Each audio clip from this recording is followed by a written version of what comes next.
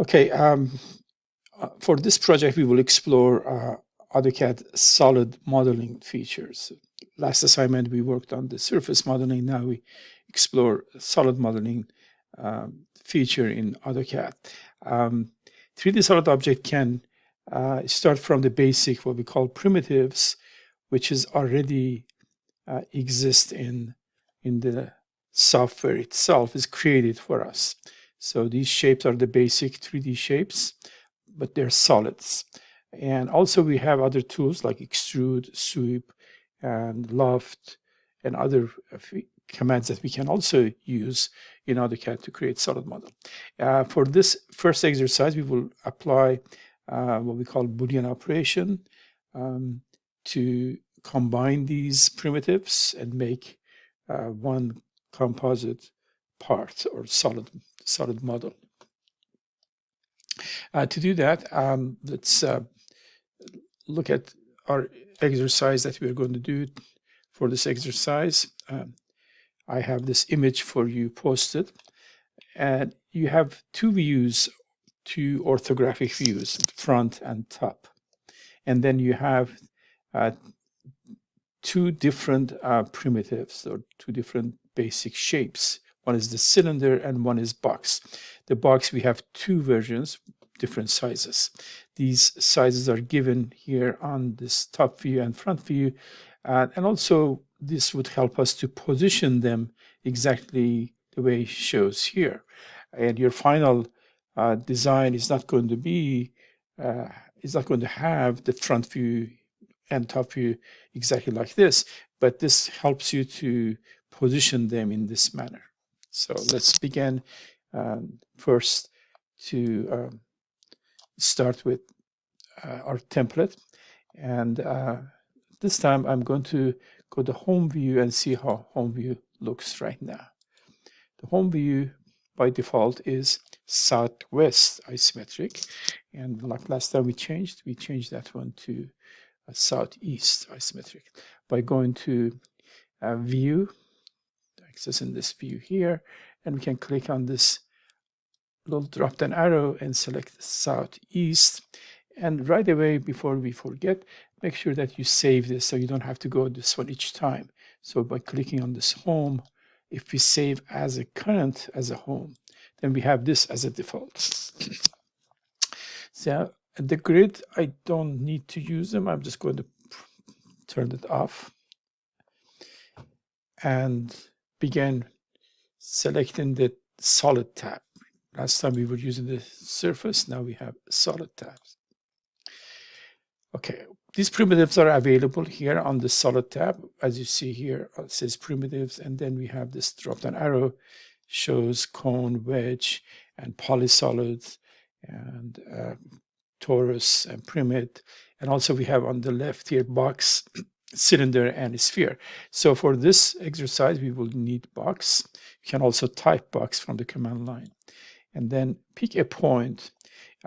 If you are on this orientation that I have, southeast isometric, and then pick a point, you notice that my X is going to the right, positive, and Y going on that direction. That and also Z would be going parallel to the screen. So right now, I want to define actually X. The best way to do this, just rather than which I can type using the coordinate system by saying, in this case, 6 by 4 by 4. I can do that by typing with the coordinate system, actually. Let me just do that by typing at. For X, I can say, let's say, do one of these boxes, have 6, comma 4, comma 4.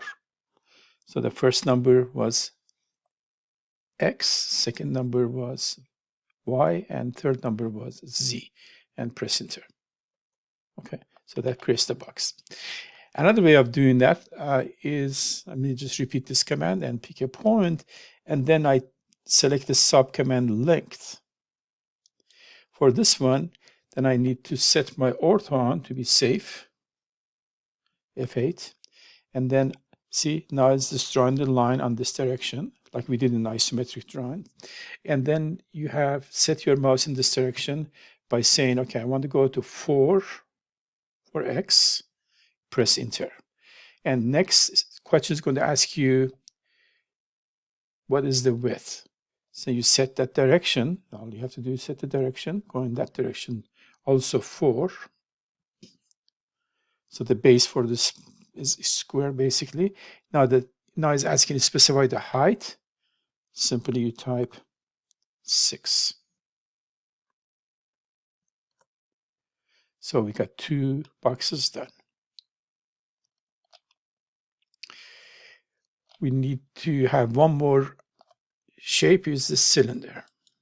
For cylinder, you pick a point, and this the base of the cylinder is the circle with the radius of 2, diameter of 4. Because it's asking right now for radius, specify radius, I type 2. And the height is also 6 for this one. So we got all 3 shapes that we need. Now back to that, if you look at that copy that I have for you on orthographic views, you notice that on the top view we have this position here. So if I can move the cylinder to this box, the one box B, which is this one, then we can combine these two, and then after that we move this C to that position that shows here. Okay, let's do that. Let's use the move command. If you select the move command from the modifier, you just type M, press enter, and select the cylinder and press enter. Now when I ask you, the base point has to be precisely the center of the base, center of the circle basically. That center moves to midpoint of this edge. So that's a quick way to move that one. The next one, which is this is supposed to be 4x4, right? Actually, I'm sorry, I did the 4x4. It's supposed to be 2x2. That's just something. Let me create another box. So I'm going to erase this box. I can modify that, but it's just easy to create another one. The size on this one is going to be 2x2 for the base. So I'm going to create another box. This one, I'm going to use this method again. Select the point and click on the length. So that would be a good practice to do one more here, and have ortho on F8. And it's asking for length. I type 2. Width, I have 2. Last time I had 4x4, that's 2x2, and 6 is height. So that makes more similar to that shape. Now, this moves to a point here that is about 1.5 this way. So before I do that, I'm just going to move with selecting that and then press enter, finish the selection. When I ask a base point, I'm going to pick this point, end point of this corner, to move that corner first.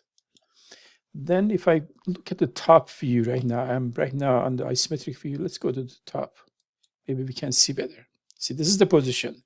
Now I want that position to change to this position here, which is 1.5 going this way. All right, to do that, I can start working on this view, and always watch your icon here. This is my X, this is my Y. So if I want to just point here on isometric, is still the same, X and Y. So I can select move command again by selecting M, or typing M from the keyboard, pressing, selecting this object to move, press enter, and define the base. So for this one, I make sure that I use precisely any point. I pick this point here because I'm going to use the coordinate system here to be safe.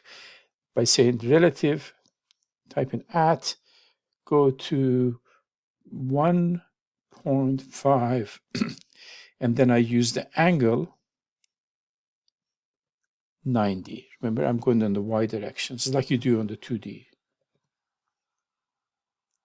So this way is safer. I can switch back to the top view and look, see if it's right position or not. So that completes our positioning all the models. So the next step, we apply that equation. So what I'm saying that A, which is this one, plus B, which is this one, when we say A plus B, that means they're going to be combined, added together, which the command for that would be union. You can apply that union. You can also have these Boolean operation tools here. You can type or you can select from here, union,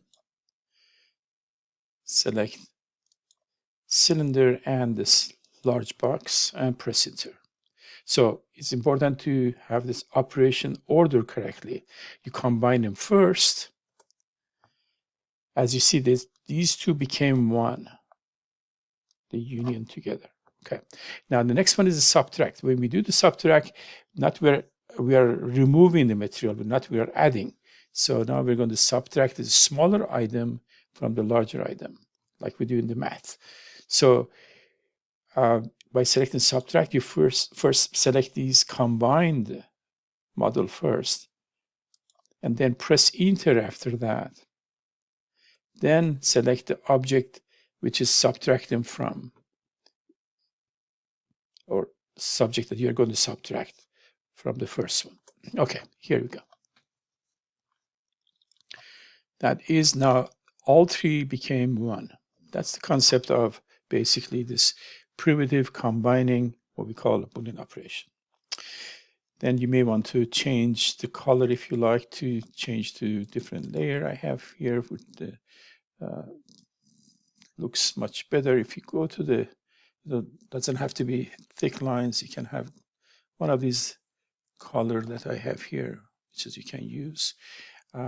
Probably dimension red, and you can go to visualize, change the visualization. Right now, this is a wireframe. You see the difference between wireframe and hidden view. Also, you can type always hide from the keyboard, which is the hidden is quick way.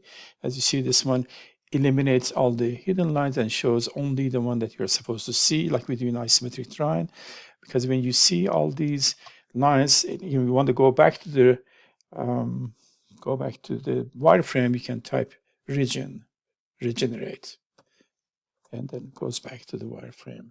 Or you can always go to tools here, visualize, and then you select these to the wireframe. We have here, we have wireframe, and then we have different visualization tools here. We have this sketchy looks also something like that, which is not too bad if you want, like looks like more hand sketching. And then of course we will use something like this.